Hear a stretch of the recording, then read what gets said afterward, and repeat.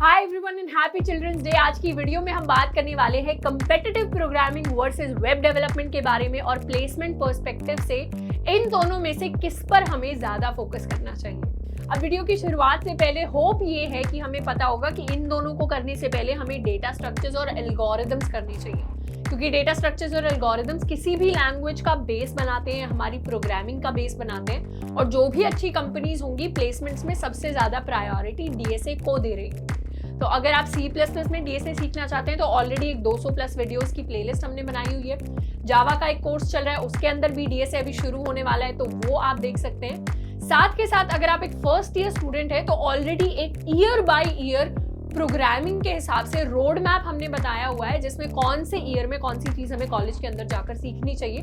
तो अगर आप उस पर्सपेक्टिव से देख रहे हैं कि कौन से साल में फर्स्ट ईयर में जाकर क्या करना है, सेकंड में क्या करना है, तो आप उस वीडियो को जाकर रेफर कर सकते हैं।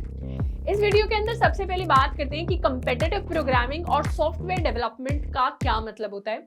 जिन्हें नहीं पता, कंपेटिटिव प्रोग्रामिंग होती है कि डीएसए हमने सीख लिया, अब प्रोग्रामिंग के कॉन्सेप्ट्स को यूज करके हम कॉन्टेस्ट दे रहे हैं ऑनलाइन, हम 5 स्टार 6 स्टार 7 स्टार कोडर बन रहे हैं।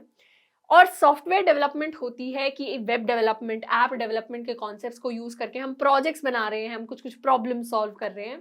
तो वहां पर हम डेवलपमेंट कर रहे होते हैं प्रोडक्ट्स की, और यहाँ पर हम कॉन्टेस्ट में पार्टिसिपेट कर रहे होते हैं, प्रॉब्लम्स को सॉल्व कर रहे होते हैं।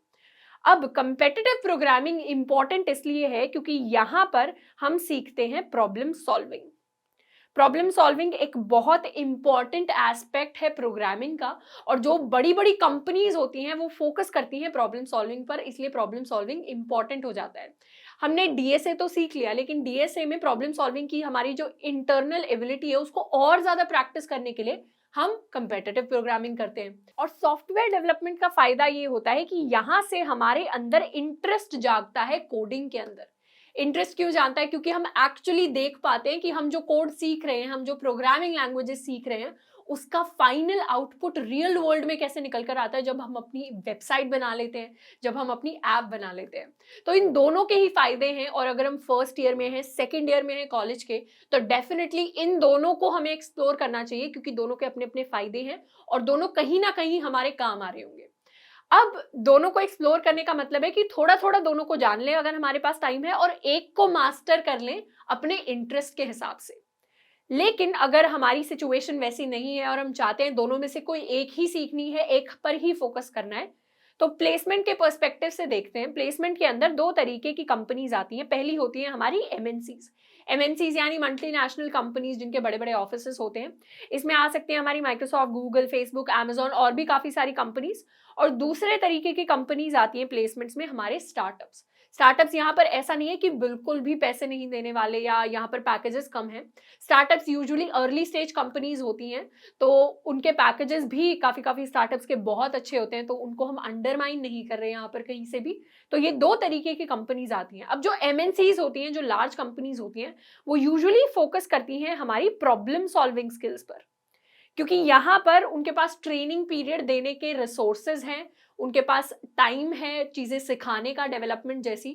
तो वो चाहते हैं कि जिन भी कैंडिडेट्स को वो हायर करें उनके पास प्रॉब्लम सॉल्विंग स्किल्स हो। इसीलिए अगर आप एक एमएनसी के लिए बैठना चाहते हैं, फिर चाहे आप किसी भी कॉलेज से आ रहे हैं, तो आपका जो कंपेटिटिव प्रोग्रामिंग है वो थोड़ा सा ज्यादा स्ट्रांग होना चाहिए एज कंपेयर टू डेवलपमेंट। तो अगर आपकी कंपेटिटिव प्रोग्रामिंग स्ट्रांग होगी तो थोड़ा सा मतलब आपको बेनिफिट मिल रहा होगा कोडिंग टेस्ट के अंदर, क्योंकि कोडिंग टेस्ट के अंदर डेटा स्ट्रक्चर्स, एल्गोरिथम्स के क्वेश्चंस आते हैं, और एक टाइम फ्रेम आपको मिलता है कि 1 घंटे के अंदर, 1.5 घंटे के अंदर इतने क्वेश्चंस करने हैं, 2 घंटे के अंदर इतने क्वेश्चंस करने हैं। तो आपको अगर आदत होगी वैसे एटमॉस्फेयर में कोड करने की, तो आप अपने कोडिंग राउंड को ज्यादा इजीली क्रैक कर पाएंगे। अब ऐसा नहीं है कि प्लेसमेंट्स के लिए कंपेटिटिव प्रोग्रामिंग करना नेसेसरी है, ऐसा बिल्कुल भी नहीं है। मेरे बहुत सारे ऐसे बैचमेट्स हैं जिन्होंने कभी कंपेटिटिव प्रोग्रामिंग नहीं की और बस अपने डेटा स्ट्रक्चर्स, एल्गोरिथम्स पर फोकस किया, अच्छे से क्वेश्चंस निकाले, और उसके बाद वो आज अच्छी कंपनीज में जाकर बैठे हुए हैं। तो competitive programming is not necessary for placement, पर हाँ, अगर कंपेटिटिव प्रोग्रामिंग आप अच्छे से करते हैं तो आपकी प्रॉब्लम सॉल्विंग एबिलिटीज जो है वो थोड़ा सा बढ़ जाती है, क्योंकि आप रोज प्रैक्टिस कर रहे हैं प्रॉब्लम्स को सॉल्व करने का।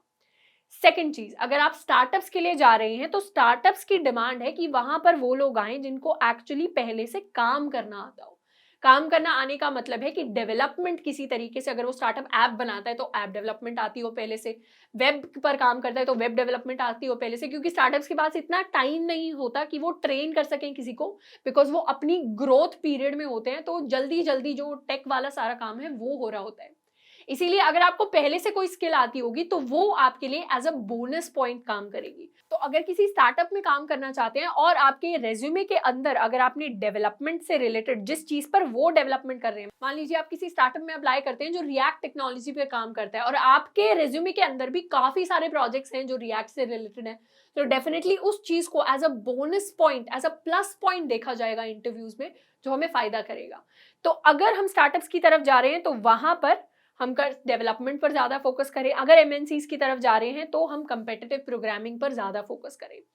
अब इसके अलावा एक और चीज हमें थोड़ी सी कंसिडर करनी पड़ती है कि हम कौन से कॉलेज में हैं और कौन से ईयर में हैं कॉलेज के। अगर फर्स्ट सेकंड ईयर से हैं तो एक एक महीना हम इन दोनों को एक्सप्लोर कर सकते हैं और इसके साथ क्या कर सकते हैं, जिसमें भी हमारा ज्यादा इंटरेस्ट है उसको ज्यादा टाइम देना शुरू कर दें। पर एक चीज है दोनों के बारे में जो हमें जान लेनी चाहिए, कंपेटिटिव प्रोग्रामिंग के लिए रोज प्रैक्टिस चाहिए। मतलब हम जितना ज्यादा प्रैक्टिस करेंगे उतना ज्यादा कंपेटिटिव प्रोग्रामिंग में बेटर होंगे। साथ के साथ हमें टाइम उतना नहीं लगाना, ज्यादा टाइम की प्रैक्टिस जरूरी नहीं है। अगर हम दिन के अंदर 1-2 घंटा भी लगाते हैं, रोज लगाते हैं, तो दैट इज सफिशिएंट।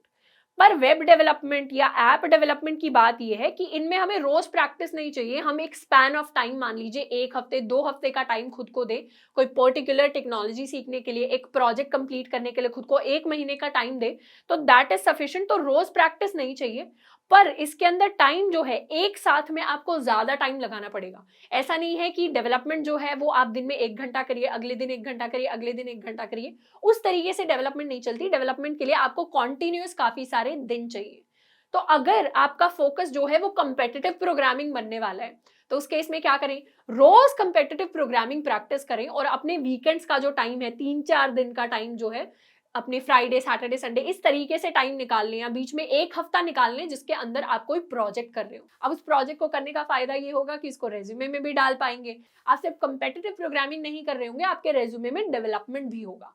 तो फर्स्ट सेकंड ईयर के जो स्टूडेंट्स हैं जो कंपेटिटिव प्रोग्रामिंग में ज्यादा इंटरेस्ट है, वो उसको रोज प्रैक्टिस करें, पर बीच में थोड़ा टाइम निकाल लें डेवलपमेंट सीखने के लिए। अब जिन स्टूडेंट्स का फोकस डेवलपमेंट होने वाला है क्योंकि उनको उनमें ज्यादा इंटरेस्ट आता है, तो वो कॉन्टिन्यूसली अपनी डेवलपमेंट प्रैक्टिस कर सकते हैं, पर साथ के साथ दिन में 1 घंटा 2 घंटा हम कंपेटिटिव प्रोग्रामिंग को दे सकते हैं कि साथ के साथ हमारी वो स्किल ना लूज हो रही हो।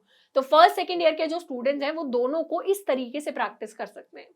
अब बात करें अगर थर्ड फोर्थ ईयर के स्टूडेंट्स की, जिनके पास शायद कॉलेज के अंदर अभी इतना टाइम नहीं है कि वो दोनों को ही बहुत अच्छे से प्रैक्टिस कर सके, दोनों को मास्टर कर सके, तो उसमें हमें देखना पड़ेगा कि हमारा कॉलेज किस तरीके का है। अगर हमारा कॉलेज ऐसा है जिसमें ऑन कैंपस प्लेसमेंट बहुत अच्छी है, अब ये कौन से कॉलेजेस होते हैं, जैसे हमारे आईआईटीज हो गए, एनआईटीज दिल्ली के अंदर, हमारे DTU, NSIT, triple IT Delhi हो गए, और भी काफी सारे कॉलेज हैं। अगर आपका कॉलेज इसके अलावा कोई और है तो आपको खुद से जज करना पड़ेगा इसकी ऑन कैंपस प्लेसमेंट अच्छी है या नहीं है। अगर ऑन कैंपस प्लेसमेंट अच्छी है तो उसके बाद आपके पास सिर्फ शायद 1.5 साल बचा होगा या 1 साल बचा होगा, उस केस में हम फोकस करें कंपेटिटिव प्रोग्रामिंग को, क्योंकि ऑन कैंपस यूजुअली जो कंपनीज आती हैं वो लार्ज एमएनसीज होती हैं जो फोकस कर रही होती हैं कंपेटिटिव प्रोग्रामिंग पर, डेवलपमेंट पर थोड़ा सा कम, तो वहां पर आपको एज मिल रहा होगा। और इसके बाद भी अगर आपके पास टाइम मिल जाता है कंपेटिटिव प्रोग्रामिंग करने के बाद भी, तो वहां पर आप बनाएं प्रोजेक्ट्स, तो थोड़ी बहुत डेवलपमेंट सीखे, प्रोजेक्ट्स बनाएं, क्योंकि कंपेटिटिव प्रोग्रामिंग अगर 2 लोगों की सेम लेवल पर होगी तो जिसके रेज्यूमे में अच्छे प्रोजेक्ट्स होंगे, ज्यादा प्रोजेक्ट्स होंगे, उसको प्रेफरेंस दी जाएगी, तो आप उस हिसाब से करें। सेकंड चीज ये होगी कि अगर आप ऐसे कॉलेज से आ रहे हैं जिसमें ऑन कैंपस प्लेसमेंट इतनी अच्छी नहीं है, लेकिन आप ऑफ कैंपस प्लेसमेंट के लिए बैठना चाहते हैं, तो पहले तो आपको डिसाइड करना पड़ेगा किस टाइप की कंपनी के लिए आप बैठना चाहते हैं। अब स्टार्टअप्स में ऑफ कैंपस प्लेसमेंट लेना ईजियर रहेगा as compare to an MNCs, और वहां के लिए हमें ज्यादा फोकस करने की जरूरत है डेवलपमेंट पर। अब यहाँ पर डेवलपमेंट पर अगर हमने फोकस कर लिया तो साथ के साथ टाइम बचता है, तो आप कंपेटिटिव भी कर लीजिए। डीएसए तो हमें ऑलरेडी करना ही है, और इसके साथ साथ आप डेवलपमेंट करते हैं तो फिर जीसॉक जैसे जो प्रोग्राम्स होते हैं उनमें भी अच्छा करने की पॉसिबिलिटी है।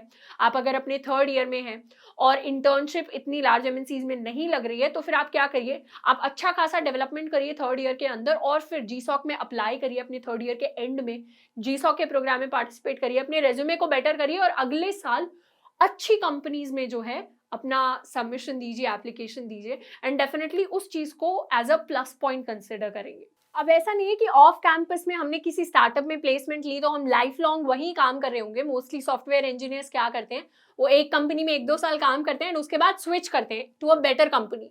तो ज़रूरी नहीं है कि अगर हमारे कैंपस में ऑन कैंपस अच्छी कंपनीज नहीं आ रही तो फिर हमें हमेशा एक स्टार्टअप में ही काम करते रहना होगा। हम वहाँ पर 1-2 साल या 6 महीने 1 साल काम करके एक बेटर कंपनी में शिफ्ट कर सकते हैं, किसी अपनी जो ड्रीम कंपनी है उसके अंदर शिफ्ट कर सकते हैं।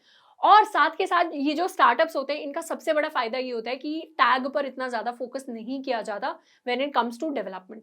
वहाँ पर काम पर ज़्यादा फोकस किया जाता है, स्किल पर ज़्यादा फोकस किया जाता है। इसीलिए अगर आपको काम अच्छे से आता है तो आपके लिए प्लेसमेंट लेना वहाँ पर ज़्यादा आसान रहेगा। तो आई होप कि हमारे काफ़ी सारे फैक्टर्स के अकॉर्डिंग डिफरेंट डिफरेंट चीज़ें हम देख रहे होंगे। सबसे पहली चीज़ क्या कंसिडर करनी है कि हम किस तरीके की कंपनी में प्लेसमेंट लेना चाह रहे हैं।